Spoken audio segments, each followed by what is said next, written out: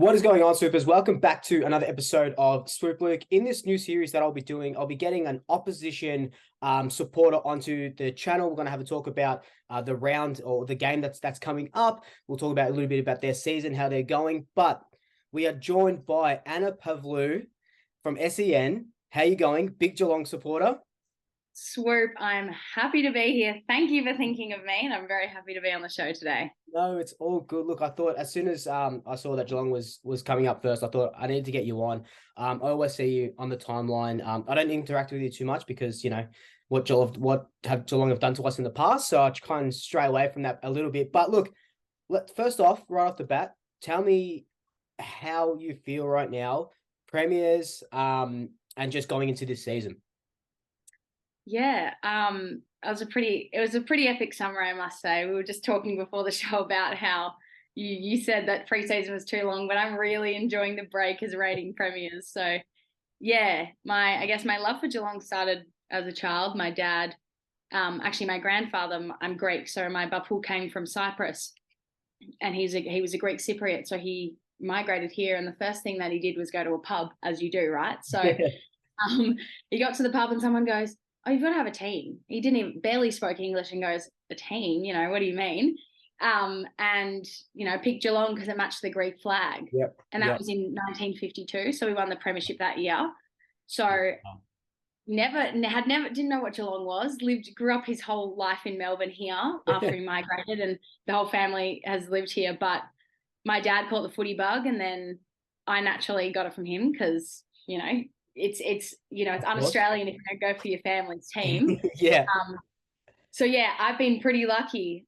Seen 4 premierships at the age of 22, so I really can't complain about anything. But it was really hard for my dad. He spent 44 years before he saw Geelong win a flag in 07. He was born in 63, the year that Geelong won their last flag before 07. So, my first flag was at 6 and his was at 44. So we've had vastly different experiences, but I'm very lucky that I've been able to see such a powerhouse side in the modern era. I'm very lucky. Yeah. No, 100%. And it's funny that you sort of bring that up because that was one of the things I want to talk about. I've got Twitter open up here and you've got a pinned tweet there with you obviously at 6 with your dad, with your fingers pointing up for the first flag, and on the bottom you've got 4 flags. And look, I obviously witnessed the 2010 premiership with dad, not at the MCG, but I was there as well. And it is an incredible feeling to do that 4 times though. And to do that, which one is the most special? Not so much, I know the first one because you got to experience that,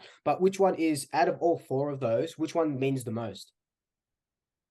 I would have said before last year's one, 09, because 07 was dad's flag, as he says, and 09 was like ours together. It was one I really actually genuinely remember, and it was such a phenomenal game for everyone to watch. Yeah. I really have to say 2022 now for me, because I remember the entire season, and to experience it with my best friend was just a dream. Like at the age of 21, to see your team win a flag and to actually be at a grand final where you're going to win is so rare to happen, because on the biggest stage, those teams that should be competing till the end, we just, I guess, watching that documentary the other day, everything kind of just worked for us at the right time, as it does for a lot of teams in September. So I was just lucky that I could actually sit back, still nervous, but in the last quarter, and go, "Oh my God, this is going to happen." And we're sitting here talking about who's going to win the Norm Smith because we already know we're going to win. It was just surreal. Like, it was gone in a flash though. Like, oh my God, it was so long ago. No, look, 100%. Like, I remember we were all watching that game, and we kind of knew it was over from sort of about quarter time. When did you actually sit back and go, you were saying in the last quarter, but surely it was earlier that when you go, there's no chance that Sydney can outrun us? Well, my dad's always been the eternal realist, because before he saw 07, he saw so much heartbreak, 89, 92, 94, 95, so many lost finals, all these what if almost moments. And he kind of instilled that mentality in me, even though I've seen, Geelong in my lifetime of watching football has been very successful. Yeah. Yep. Like, my uncle turned to me at 3/4 time and he's like, put his hand on my shoulder. He's like, "All right, you can relax now. Like, we're not going to." I'm like, because I've seen we lost to Richmond in 2020. I know that was a smaller margin. We were up by at halftime. Yeah. And we lost to them in 2019. And it just happens in footy. You never know. No, 100%. You know, and it happens to the best on the best on the biggest stage. So I think it was 3/4 time where I went, okay, yeah. And then I really tried to look and physically like take mental pictures and be like, oh my God, there's 100,000 people here. Like I will vividly remember this for the rest of my life. I'm looking at my dad. I'm like, we're all like crying. It was just a moment where I'm like, take mental pictures, because you never know when your team's going to win another flag. Really, you really don't. 100%. You could be the best team and not even get up there next year. So now, look, we've talked about the past. Let's talk about this season. Before we get into the round one preview, how do you feel like? Because it's round one, so obviously no games have been played. How do you feel like you're going to go this season? Well, I think Geelong went really well in the off season with the recruiting and the trade period. So I can't complain about anything that we did. I think we made the correct choices, and we're just lucky that at the moment we're one of the teams that people are drawn to. So it just works in our favour. So off field, we've done the right things. I know a lot of people are putting high expectations on Geelong. Naturally, they're the reigning premiers, and we're only really losing Joel Selwood from the side of a big change. So, I mean, I've been lucky enough to go into most seasons with the expectation that we compete and play finals. Mm-hmm. So I'm expecting that we're up there again. But I know for a fact, I look at you guys, I look at Richmond, so actually you and Richmond are Geelong's biggest threats, and Melbourne, I think, but especially what you guys did in the off season and what you guys were already building that has gone like this with a new coach, pretty young list, is a big threat. Like, as all the Geelong players said in the documentary, our toughest games in the whole season were you guys. It was incredible. And you guys went on this run, and some people can call it luck, but at the end of the day, you were still winning those games. 100%. So I look at us and I go, naturally, we've added and we've got some really respectable talent that has actually proven themselves before. But, all the other teams have done just as much, if not more. Exactly. Right. Yeah. Like Craig McRae says that, everyone starts at 18th. Like you're all back to this. Doesn't matter if you've won 4 flags in a row. You're literally back to the start here. And like you said, some good off-season recruits, Ollie Henry as well, pinched him from the Pies. But what is your pass mark for the year? I would say top 4. Yep. I've seen I just want to play finals again. It's one thing, it's hard to win a flag, but it's even more difficult to defend that flag. We saw what happened to Melbourne last year. We saw, you can go like that if something happens and you just lose your momentum. So I'd say top 4, and to me, top 4 means making a prelim. That's where I say, that's probably where I have Geelong sort of getting. Well, I had them at did my AFL predictions. I had them at number 1. Like, I don't really see you guys, bar round 1, I don't see you guys losing a game for the rest of the year. So, but look, let's talk about round 1. Like you said, you felt like this summer has gone in a flash. I have been just begging for the football to come quicker and quicker, and it's finally here on Friday. Collingwood, Geelong. There's going to be it's surely in excess of 90,000, or at least excess of 80,000 at this game. Friday night, it's going to be pristine conditions. How do you see the game sort of folding out? Well, I think we can go all the way back to 2007 and see that the rivalry that our two clubs have is very long spanning, and irrespective of where we end up at the end of the season or where we are, we always put on a show, 100%. And I don't think I've ever gone into a Collingwood game confident. I don't go into many games confident, but does it, like, even when you guys, had your season 2 years ago where you didn't make the finals, is that right? Yeah. Years ago. Yep. Like, it didn't matter because you look at our record and it's very close games irrespective. So I think, I guess with the Geelong side, as I said, it's only really Joel Selwood who you take out of that side, who Max Holmes comes in pretty easily for that role. That's not a big issue. But I think, I don't think Tom Hawkins will play. I don't think, interesting. And obviously Mitch Duncan's gone over to Adelaide to get some work done on his calf. So you never know what's going to happen there. So that's two veterans who, two premiership veterans who know how to absorb that pressure, which goes on to someone like an Ollie Henry, who I assume will play, who knows how the crowd's going to react both ways. It's going to be he's a young kid. It's going to be very intense from both sides, a lot of pressure. If he stands up to that pressure, that can kind of make or break at least the start of his time with us. Yep. I guess you guys have got some injuries, but I look at someone like Jordan De Goey, who ripped us apart in the qualifying final. Yep. And you guys play this game style. You're young. Obviously, Geelong recognises that a lot of the list is on the older side, but have added and do have the young talent. But you guys play this ferocious, unforgiving game of football that Richmond did, and you've kind of adapted 100%. As the years have gone on. Yep. And that is really, really hard to beat. We struggle. We didn't beat Richmond for all their years in the Flags. We couldn't get there. And we've barely overcome you guys. You've had big patches in games. You blew us away in the first quarter of the qualifying. You blew us away in 3 of the 4 quarters in that game in round 3 last year. Yep. So who's to say that what you've done in the off-season isn't going to blow us away for the whole game? That's, yeah. So you're saying a Collingwood win? Is that what you're...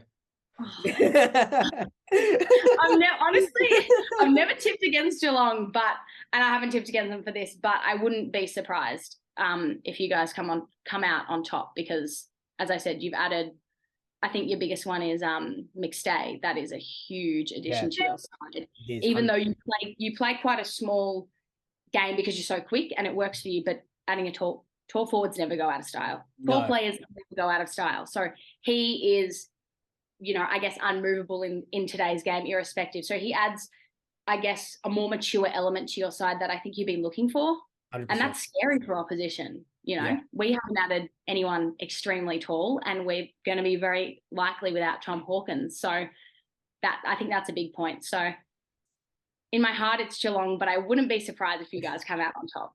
No, that's music to my ears. Look, you talked about adding, we added McStay, we got Mitchell, talked about Ollie Henry. Do you think Tanner Bruhn and Jack Bales plays straight up? Do you think there's room for 3 sort of Geelong debutants in a side in round 1? I mean, I think Chris Scott's a phenomenal coach, and it wouldn't be unlike him to pull something like this, but he's made it very clear that he doesn't want those 3 Ollie Bruhns and Jack Bowes to be kind of like put together. So yeah. I watched, I mean, you don't take much out of the preseason games. You just are happy with no injuries, and the boys get to have a run around. So they had patches, but everybody has patches in a preseason game. So I don't think it would be crazy for them to rest. But I do think with Jack Henry out, that will play Asalva Radigalea. I think that's a massive in. I've kind of been, you watching the off season and through those practice matches, how we were trying him at centre half back. And I think it takes a long time for taller players to come into their own. That just naturally, Tom Hawkins took a long time until he kind of came into his own. So there's a lot of pressure on Radigalea, but I think giving him, I guess, having the game in front of you is a great way to learn as a defender, and you see the plays unfold at both ends of the ground, and it gives you more time to set up. So I think we'd be crazy not to put him there. But I think that's almost a lock. And then I'd probably put Sam Menegola in before I put those other 2 recruits in. Okay. So obviously, as I said, Max Holmes comes straight in, but I guess Menegola's that forgotten man who kind of just had injuries and fell out of favour as the side just kind of went up last year. But he's been a lock in our side for many, many years. So I wouldn't be surprised if we see him slip into the midfield. Probably not for the Collingwood game, just because he's not as fast. Yep. And as I said, you guys have the pace that is really hard to beat. So, but I'd naturally see him coming into the side, I think, before a few of those other ones. But, we debuted a few players last year, so I think it'll work out. Yeah. It seems like, Tom Hawkins, you said Jack Henry as well. Radaglia sort of comes in. Ollie Henry, as an outsider sort of looking in, it feels like a bit of a, and it's only round 1, so you can't really say whether it is or not, but it feels like a sort of synergy disruption as well with you. Like you said, you got Mitch Duncan out. God forbid Jeremy Cameron's wife has the baby and he's out as well. But I would, if that sort of happened to the Pies, if we had, my check and De Goey go out at the same time, we've got new kids debuting. Do you feel like that sort of that premiership, that synergy from the premiership is kind of going to be tested round one, especially, it's not like you're going up against a West Coast in round one where you can kind of cruise in, sort of know what you're up against.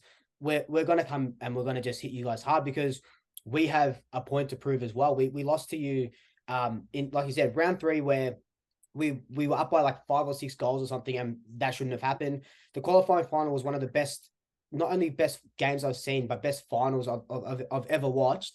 And we go down in that, obviously.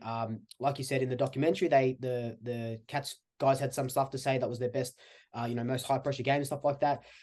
We have a point to prove, and I feel like if there's any good time to knock Geelong down a couple of pegs, it's sort of now when, you always want to verse a team with the best 23 playing, but that just doesn't happen. And very rarely, yeah. It's time to knock the Giants over.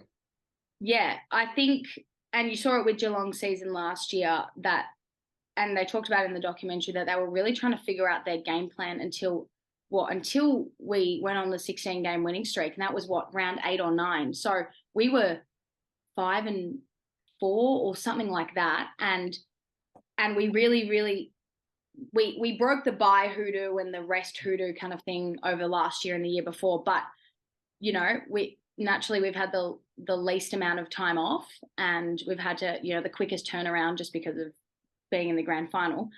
I'm absolutely nervous, and I hope the Cats can absorb the Collingwood pressure, because this isn't just a this pressure from Collingwood has been around since 2007, right? Yeah.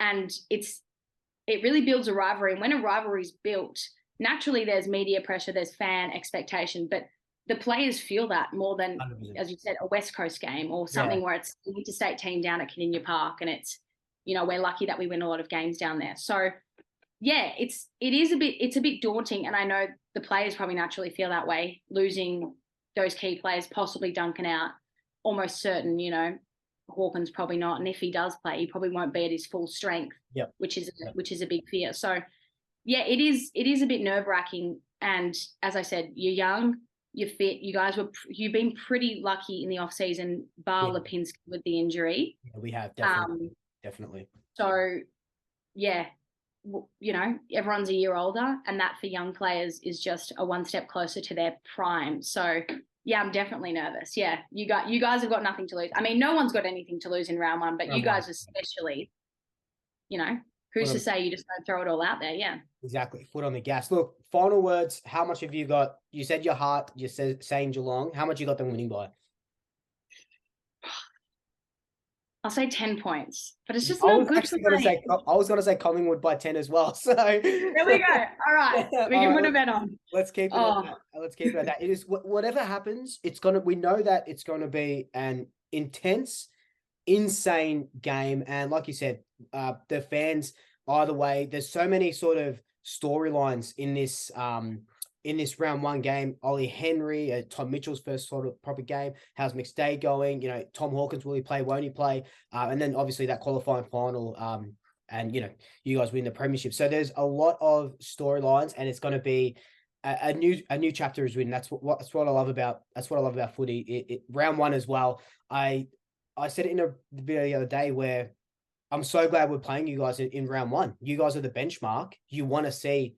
You don't want to play easy teams and then get Geelong and go, oh shit, we lost by 50 points because we don't. This is the benchmark. Lay it all out on the line. Anna, thank you so much for coming on. I really appreciate it. My first ever opposition preview. Where can we find you?